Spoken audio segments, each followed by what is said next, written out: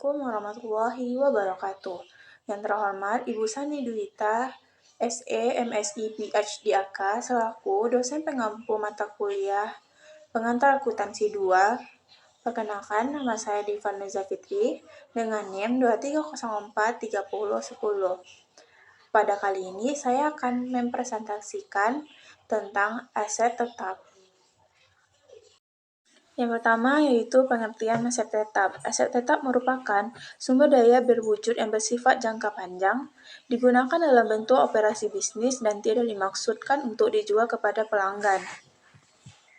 Karakteristik aset tetap terdapat 3, yaitu yang pertama memiliki bentuk fisik, yang kedua digunakan dalam operasional perusahaan, dan yang ketiga tidak dimaksud untuk dijual sebagai bagian dalam kegiatan operasional. Klasifikasi aset tetap didasarkan kesamaan dalam sifat atau fungsi dalam kegiatan operasional perusahaan yang terdiri dari tanah, peralatan, kendaraan, mesin, gedung, dan aset tetap lainnya. Selanjutnya yaitu menentukan biaya aset tetap. Yang pertama yaitu tanah. Biaya tanah termasuk harga pembelian tunai, biaya penutupan seperti hak milik dan biaya pengacara, komisi perantara real estate, dan yang terakhir yaitu pajak properti yang harus dibayar dan hak gadai lainnya yang ditanggung oleh pembeli. Contohnya, jika suatu perusahaan membeli tanah seharga $50.000 secara tunai dan pembeli setuju untuk membayar pajak yang masih harus dibayar sebesar $5.000, maka harga peroleh tanah yaitu harga tunai sebesar $50.000 dan pajak sebesar $5.000, maka harga peroleh tanah yaitu $55.000. Jika perusahaan memperoleh tanah dengan mempunyai bangunan yang harus dibongkar sebelum dibangun bangunan baru, maka perusahaan mendebetkan tanah dengan memperhitungkan seluruh biaya pembongkaran dan pemindahan, dikurangi pendapatan dari material yang diselamatkan. Contohnya, Hayes Company mengakuisisi real estate dengan biaya tunai sebesar $100.000. Properti tersebut berisi gudang tua yang diratakan dengan biaya bersih $6.000 yang didapat dari $7.500 biaya dikurangi $1.500. Hasil dari bahan yang diselamatkan. Pengeluaran tambahannya adalah biaya pengacara sebesar $1.000 dan komisi broker asal real estate sebesar $8.000. Maka harga peroleh tanah berasal dari harga tunai properti sebesar $100.000, biaya bersih pemindahan gudang sebesar $6.000, biaya pengacara sebesar $1.000, dan komisi broker real estate sebesar $8.000, maka harga perolehan tanah sebesar $115.000. Kedua yaitu perbaikan lahan merupakan penambahan struktural yang dilakukan pada lahan. Biaya perbaikan lahan mencakup semua pengeluaran yang diperlakukan agar perbaikan tersebut siap digunakan sesuai tujuannya. Perbaikan lahan mempunyai masa manfaat yang terbatas, dan pemeliharaan serta pergantiannya merupakan tanggung jawab perusahaan. Akibatnya, perusahaan membebankan atau menyusutkan biaya perbaikan lahan selama masa manfaatnya. Selanjutnya yaitu gedung. Gedung merupakan fasilitas yang digunakan dalam operasional seperti pertokoan, kantor, pabrik, dan gudang. Perusahaan mendebitkan ke rekening bangunan semua pengeluaran yang diberlakukan terkait dengan pembelian atau pembangunan suatu bangunan. Ketika sebuah bangunan dibeli, biaya tersebut termasuk harga pembelian, biaya penutupan, seperti biaya pengacara, asuransi kepemilikan, dan lain-lain, dan komisi broker real estate. Biaya untuk membuat bangunan siap digunakan termasuk biaya renovasi dan pergantian atau perbaikan atap, lantai atau kabel listrik dan pipa ledeng. Perusahaan membebankan biaya bunga tertentu ke rekening bangunan. Biaya bunga yang dikeluarkan untuk membiayai proyek dimasukkan ke dalam biaya bangunan apabila diperlukan jangka waktu yang signifikan agar bangunan tersebut siap digunakan. Selanjutnya yaitu peralatan. Peralatan mencakup aset yang digunakan dalam operasi seperti perabotan, mesin pabrik, truk pengirim, dan biaya peralatan seperti kendaraan terdiri dari harga pembelian tunai, pajak penjualan, biaya pengangkutan, dan asuransi selama transit yang dibayar oleh pembeli. Ini mencakup pengeluaran yang diperlukan untuk perakitan, pemasangan, dan pengujian unit. Contohnya yaitu perusahaan Mertin membeli mesin pabrik dengan harga tunai $50.000. Pengeluaran terkait adalah pajak penjualan sebesar $3.000, asuransi selama pengiriman sebesar $500, dan pemasangan serta pengujian sebesar $1.000. Maka perhitungan biaya mesin pabriknya yaitu harga tunai sebesar $50.000, pajak penjualan sebesar $3.000, asuransi dan pengiriman sebesar $500, dan instalasi dan pengujian sebesar $1.000. Maka biaya mesin pabriknya itu $54.500. Entry-nya yaitu peralatan di sebelah debit sebesar $54.500 dan kas di sebelah kredit sebesar $54.500. Selanjutnya yaitu perolehan menggunakan angsuran. Contoh soalnya, PTY membeli sebuah gedung dengan harga $240. Jumlah ini akan dibayar 20 kali angsuran bulanan, dan terhadap saldo utang akan dibebani sebesar 12% bunga setahun. Maka pembayaran angsuran pertamanya yaitu angsuran $240 dibagi 20 bulan sama dengan 12.000. Bunganya yaitu $240 dikali 12% dikali 1/12, maka hasilnya yaitu 2.400. Maka jumlah yang harus dibayar yaitu 12.000 ditambah 2.400, maka 14.400. Maka entry-nya yaitu utang angsuran di sebelah debit sebesar 12.000, beban bunga di sebelah debit sebesar 2.400, dan kas di sebelah kredit sebesar 12.400. Pembayaran angsuran kedua bunganya yaitu $240.000 dikurang 12.000, maka $228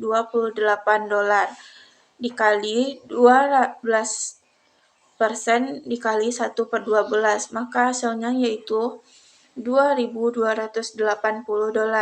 Maka entry-nya yaitu utang angsuran di sebelah debit sebesar 12.000, beban bunga sebesar 12.280 di sebelah debit, dan kas di sebelah kredit sebesar 14.280. Pengeluaran selama masa guna. Selama masa manfaat aset tetap, perusahaan mungkin mengeluarkan biaya untuk perbaikan, penambahan, atau penyempurnaan biasa. Perbaikan biasa adalah pengeluaran untuk menjaga efisiensi operasi dan umur produktivitas unit. Perusahaan mencatat perbaikan tersebut sebagai debit pada beban pemeliharaan dan perbaikan pada saat terjadinya, karena langsung dibebankan sebagai beban terhadap pendapatan. Biaya ini sering disebut sebagai pengeluaran pendapatan. Sebaliknya, penambahan dan perbaikan adalah biaya yang dikeluarkan untuk meningkatkan efisiensi operasi, kapasitas produktif, atau masa manfaat suatu aset tetap. Penambahan dan perbaikan meningkatkan investasi perusahaan pada fasilitas produktif. Perusahaan umumnya mendebitkan jumlah ini ke aset tetap yang terkena dampak belanja modal, sering disebut dengan belanja modal.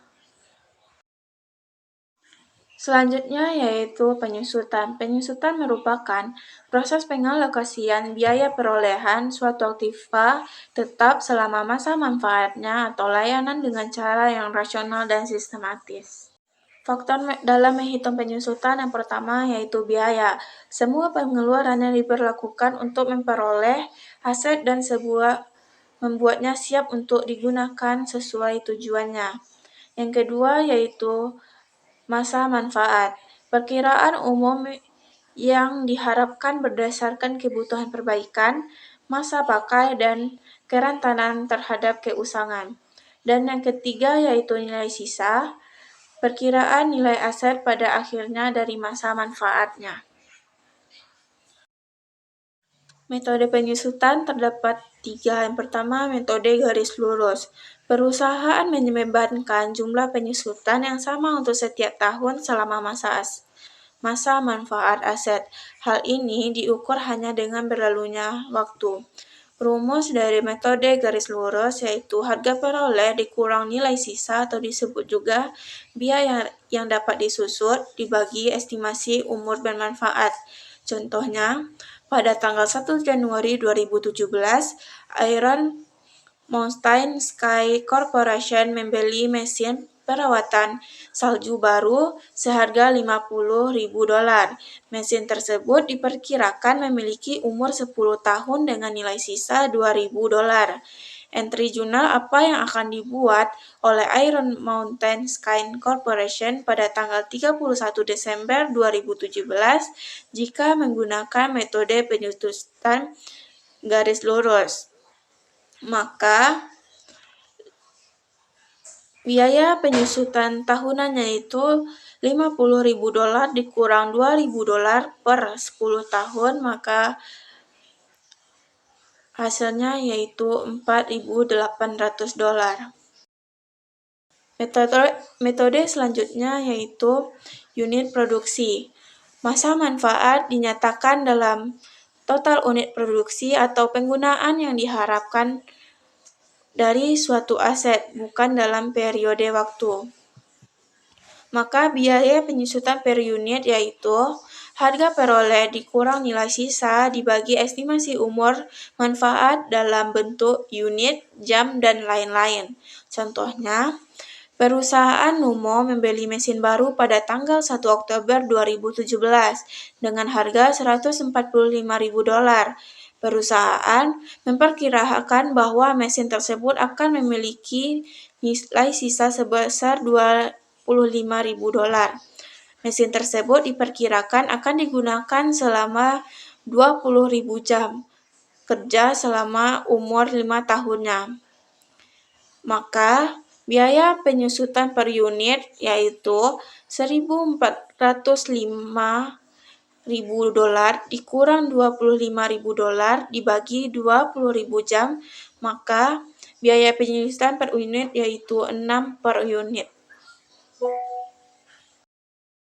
Metode selanjutnya yaitu saldo menurun. Metode penyusutan yang menerapkan tarif konstan terhadap penurunan nilai buku suatu aset dan menghasilkan penurunan biaya penyusutan tahunan selama masa manfaat aset. Rumusnya yaitu nilai buku pada awal tahun dikali tingkat keseimbangan yang menurun sama dengan biaya penyusutan tahunan. Contohnya, Jefferson Company membeli sebuah peralatan pada tanggal 1 Januari 2017. Peralatan tersebut seharga $60.000 dan diperkirakan memiliki umur pakai 10 tahun dan nilai sisa $8.000. Berapa biaya penyusutan aset tersebut pada tahun 2018 dengan metode saldo menurun ganda? Cara mencarinya yaitu menentukan tingkat keseimbangan yang menurun.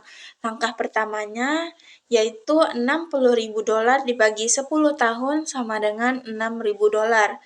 Selanjutnya $6.000 dibagi $60.000 sama dengan 0,1 dikali 100% maka 10%.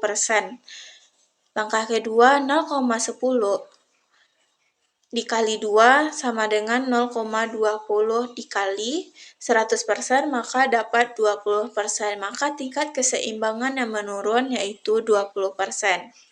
Selanjutnya nilai buku pada awal tahun sebesar $60.000 dikali tingkat keseimbangan yang menurun sebesar 20% sama dengan $12.000 biaya penyusutan tahunannya.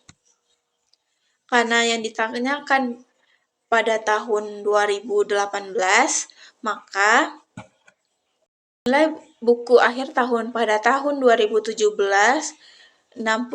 didapatkan dari $60.000 dikurang akumulasi penyusutan akhir tahun sebesar $12.000.